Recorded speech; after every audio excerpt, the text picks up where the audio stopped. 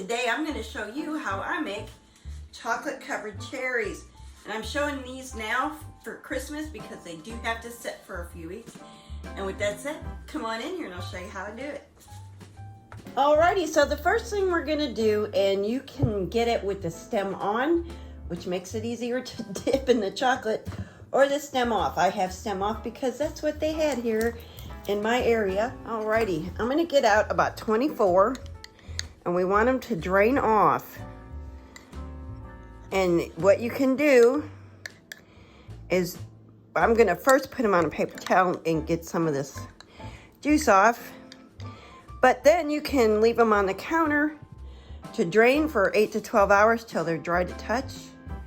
Or if you have one, you can stick them in a dehydrator and on 120 for 2 to 3 hours and let them dry off that way. And that's what I'm going to be doing. And see, this cherry right here is not round. I don't know if you can tell in the camera, but that one won't count. We'll just sit him over there. I'm probably just eating. Don't tell nobody. And I'm going to get these out to dry just like so, like that chunk of whatever that is right there. We don't want that. There's another one for over there. And how we doing so far? 2, 3, 4, 5, 6, 9, 10, 11, 12, 13, 14, 15. All right, I'm going to get 24 out. And I'm keeping this juice, and there's a little bit of cherries left. So I will keep those too. And like I said, I'll probably eat those right there. So what I'm going to do is go ahead and dehydrate mine and let them dry that way. And keep this juice because you're going to need a little bit of that. Pop them on my dehydrator rack. And when these are dry, we'll be back and finish these. They're spread out so they're not touching. And off they go to the dehydrator. Alrighty, I let them go in the dehydrator for a couple hours at 120. And they're dry enough to work with. And I'm going to go ahead and get started. So the first thing we need is 6 tablespoons of butter. So I'm going to go ahead and put that in right now. Just like so. I should have had it pre-measured, huh? Which is right there. Like so. And then you whip it until it's light and creamy.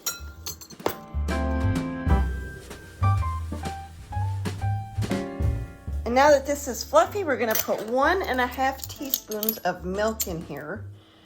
There's my half. So I'm going to do 3 of these. 1, 2, and 3. That's 1.5 teaspoons. Put a 1/2 teaspoon of salt. Salt makes all the sweetness comes out. It's just helps it so much. And I'm gonna put in 1 teaspoon of cherry juice.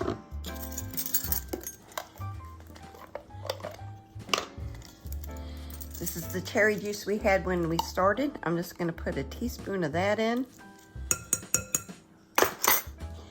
And then I'm gonna add, and this is what makes it liquidy, I'm gonna put in a 1/2 teaspoon of invertase.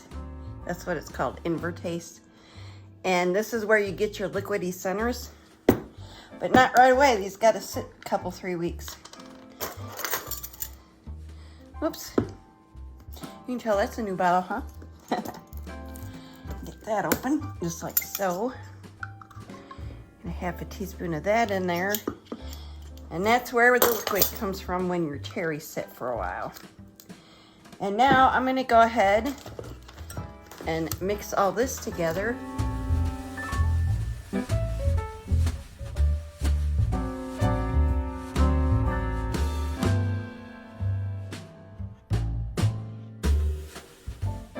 And now that I got this mixed together good, what I'm gonna do right now is take my powdered sugar and I'm gonna add 2.5 cups, about a cup at a time, so that we get it mixed in good. Alrighty, there's one. I'm gonna put that in, give it a good mix. I'm gonna put another cup of powdered sugar in. And the way it's looking, I might actually put just a smidge more milk in here because it's pretty stiff. And it's not humid here today. Y'all know I say it all the time. Humidity, especially when it comes to candy, it affects it. And of course I've made a mess. I'm gonna get this mixed up good. I'm gonna stop the sugar right there because see how loose, I guess is the right word, powdery this is right now. I am gonna add another half teaspoon of milk. You know what? I'm gonna go ahead and add a whole teaspoon of milk and see if that'll come together yet. Right now, I'm just wanting it to come together. Once it comes together, it's perfect, and that's all we need. Just like so. Okay, we're getting there, and I think this is about the consistency we want. It's kind of like pie dough. If you can put it together like this, it's done. So that extra half a teaspoon of milk, or teaspoon of milk did the trick. And I'm gonna take this little chunk that I just flung across the kitchen. And we'll be right back and finish these. Okay, because this is sticky, I do have some gloves on. So all I'm gonna do is take like a 1-inch ball, like that's way too much, and just kind of make it into a ball, flatten it out real flat. What I want to do is cover these cherries completely, like so.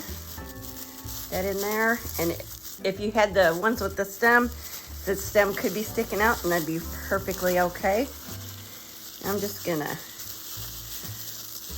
cover this up good, like so that it's sealed up in the powdered sugar, just like this. And then I'm gonna set it on a tray, like so. And I'm gonna do them all this way. I'm gonna just go ahead and get them covered up. Maybe use just a little less of the filling this time.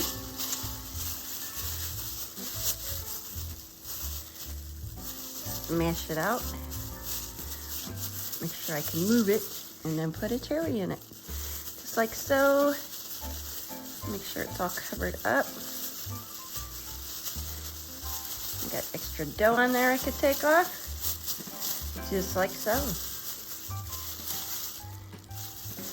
I'm gonna try and get them round as I can too. So I'll do that with them and get them as round as I can. And I'm gonna finish up my last little bit of cherries over here. Okay, I got 18 out of this, and I got them somewhat round. And I had a few cherries left over here, which is perfectly fine. This recipe makes about 20. The reason I do 24 cherries is in case one goes when it's dehydrating, because that does happen sometimes. So anyway, these are gonna go in the fridge for about 30 minutes to 60 minutes, and then we'll be back. Alrighty, so now what I'm gonna do, because my candy's been sitting in the fridge for a while, is melt these in 15-second increments in my microwave till they're melted. So I'll be back as soon as I melt these. And I do, just in case I don't use all this, I've got a candy mold right here to put extra in, just in case. Alrighty, it's melted. It took a minute and a half in my microwave. I have a small, low wattage microwave. And right here, I have parchment paper with a cutting pad under it so it's stiff. And all I'm gonna do is drop these in here like this, cover them with chocolate, like so, and use my fork and scrape off any excess off the bottom and take them off on the paper like so. Hopefully that doesn't have a thumbprint in it. No, it's good. Just like that. And these, I'm making them now because they have to set 2 to 4 weeks.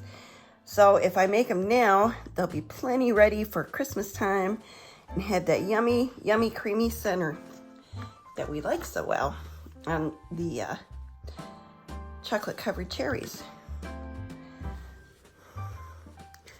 Just like so. And I can take off any extra chocolate when I'm done and let them set.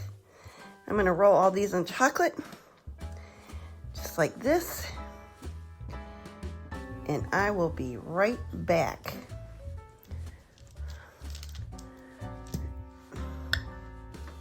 And I got them covered in chocolate, and I'm gonna put these back in the refrigerator for about half an hour, and then I'll clean up all this extra chocolate that you see here. And I did get a couple of little candy bars, and these will just be saved for remelting into something else when I make another kind of candy. All right, so they've been in the fridge a little while, and I am going to attempt to remove some of this extra chocolate. And I leave fingerprints, and that's why I put gloves back on. I don't know why, but I do leave fingerprints on chocolate. I'm gonna pop them in this cup like that and call them done. I put them in a tin, and these will go in a cool room until it's time for them for Christmas, just like so. And if I remember, a couple weeks before Christmas, we'll break one of these open and see what they look like so that we can see how gooey they got inside. So with that, I hope you liked this video. If you did, please give me a thumbs up. And if you're new here, please subscribe. Y'all take care, and I hope you enjoyed this video. God bless y'all.